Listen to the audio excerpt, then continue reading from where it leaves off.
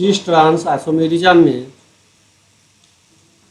Cis trans को geometrical isomerism भी बोलते हैं और कॉन्फ़िगरेशनल आइसोमेरिज्म भी बोलते हैं। अगर ज्योमेट्रिकल आइसोमेरिज्म को या फिर कॉन्फ़िगरेशनल आइसोमेरिज्म हो, इसे सिस ट्रांस जो कि कॉमन नाम है से जाना जाता है। सिस क्या होता है? सिस का जो कंडीशन है, जो फंक्शनल ग्रुप होते हैं, अगर एक तरफ हो, फंक्शनल ग्रुप एक तरफ हो तो सिस कहा जाता है। ट्रांस में फंक्शनल ग्रुप विपरीत दिशा में होते हैं। सिस टू ब्यूटीन में हाइड्रोजन जो है सेम दिशा में है और ट्रांस टू ब्यूटीन में हाइड्रोजन विपरीत दिशा में है। सिस ट्रांस में आपको फंक्शनल ग्रुप के द्वारा जो है आप जो है बता सकते हैं। सिस में और कंडीशन होता है, अगर मानो सिंगल बॉन्ड अगर है तो अगर कार्बन कार्बन के बीच में सिंगल बॉन्ड है, उस कंडीशन में जब कार्बन कार्बन के बीच में सिंगल बॉन्ड होता है तब बॉन्ड रोटेट कर जा सकते हैं।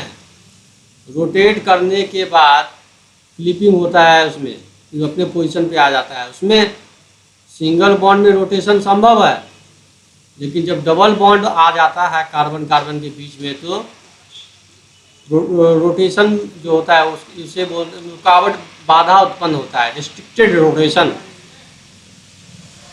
डबल बॉन्ड होने से रिस्ट्रिक्टेड रोटेशन होता है। इस कंडीशन में जब रोटेशन में रिस्ट्रिक्शन होता है तो इसे फंक्शनल ग्रुप के द्वारा सिस और ट्रांस के बारे में इसमें बताया गया है। तो सिस में और ट्रांस में जब डबल बॉन्ड हो तो सिस और ट्रांस के द्वारा आप इसमें बता सकते हो इसके स्ट्रक्चर के बारे में। अब इसमें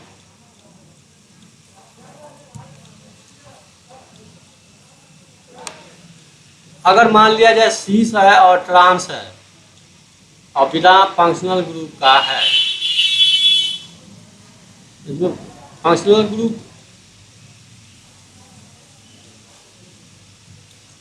जैसे 2 पेंटीन है, ट्रांस टू सिस 2 पेंटीन और ट्रांस 2 पेंटीन है। उसमें मिथाइल है, ब्रांच में मिथाइल C2H5 मिथाइल और हाइड्रोजन। अल्कीन सबसे पहला तो इसमें आपको अल्कीन डबल बॉन्ड जो है, डबल बॉन्ड ये बताता है ये उसकी सिस है या फिर ट्रांस है।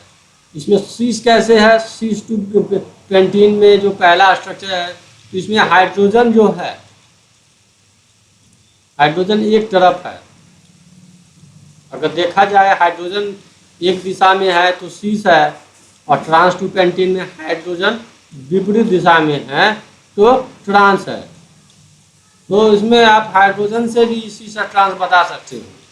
अगर सिस होगा तो क्या होगा, सिस होने से और ट्रांस होने से क्या होगा, तो अगर ट्रांस है तो ट्रांस में क्या होता है कि जो फंक्शनल ग्रुप होते हैं विपरीत दिशा में होते हैं, इसमें स्टेरिक इंट्रांस नहीं होता है। दोनों केस में अगर देखा जाए तो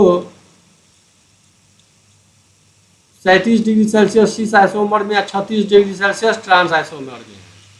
तो कहने का मतलब इसमें ट्रांस में जो है कम टेम्परेचर दिया हुआ है, बॉइलिंग पॉइंट इसका, और सिस में ज़्यादा है, हाई है। तो सिस और ट्रांस को अगर इसके अलावे अगर डिफ्रेंशिएट करना हो हाइड्रोजन के अलावे अल्कीन है तो अल्कीन के आधार पे हाइड्रोजन के अलावे अगर डिफ्रेंशिएट करना हो तो इसमें जो फंक्शनल ग्रुप है, जो दोनों स्ट्रक्चर में जो फंक्शनल ग्रुप दिया गया है, इस फंक्शनल ग्रुप में ये बताया गया है कि जो क्लोरीन है, उस क्लोरीन के कारण क्या है, डायपोल बॉन्ड्स जो है प्रेजेंट है। अगर सीस ट्रांसआइसोमर में डायपोल बॉन्ड प्रेजेंट है तो सीस का जो बॉइलिंग पॉइंट होगा वो 60 डिग्री होगा, ट्रांस का बॉइलिंग पॉइंट 47 डिग्री होगा। तो अगर इस कंडीशन में डायपोल जो है अगर प्रेजेंट है, उसके कंडीशन में जो है सीस का बॉइलिंग पॉइंट हाई होता है और ट्रांस का बॉइलिंग पॉइंट लो होता है।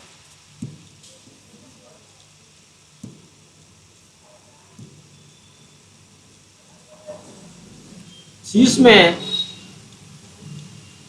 अगर कार्बन क्लोरीन के साथ जुड़ा हुआ है, हेलोजन कोई जुड़ा हुआ है, इसमें डायपोल मोमेंट आता है, तो डायपोल मोमेंट का क्या करता है कि ये पूरे मॉलिक्यूल को ये ओवरऑल कंसीडर कर लेता है।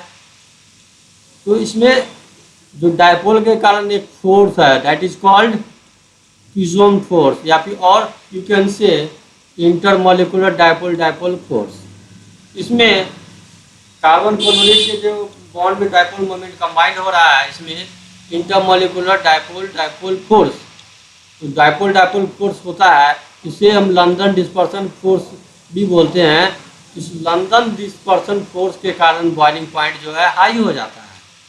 अब सीस में लंदन डिस्पर्सन फोर्स जो है होता है, इसके कारण बॉइलिंग पॉइंट हाई हो जाता है। जबकि ट्रांस में इसमें जो है नेट डायपोल मोमेंट जो है जीरो हो जाता है, क्योंकि ये कैंसिल आउट कर देते हैं, dipole moment will cancel out.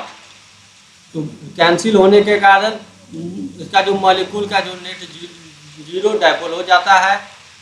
इसलिए ये जो मॉलिक्यूल है नॉन जीरो क्वाड्रेपल बॉन्ड जो है, इसके बारे में ये बता रहा है। तो ये कैंसिल आउट होने के कारण इस तरह का कंडीशन इसमें आ जाता है।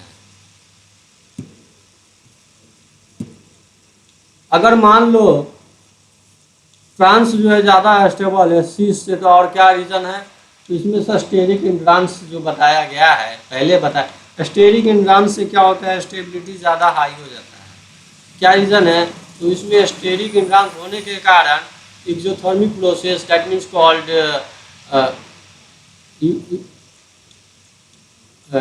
Evolution of heat.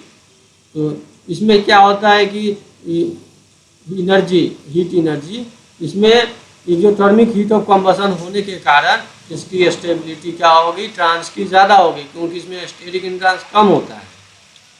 और सीस में जो है स्टेरिक इंड्रांस होता है, और स्टेरिक इंड्रांस होने के कारण इसकी स्टेबिलिटी कम हो जाएगी। जिसमें कम हीट ऑफ कंबशन होगा, उसकी स्टेबिलिटी ज़्यादा होगी।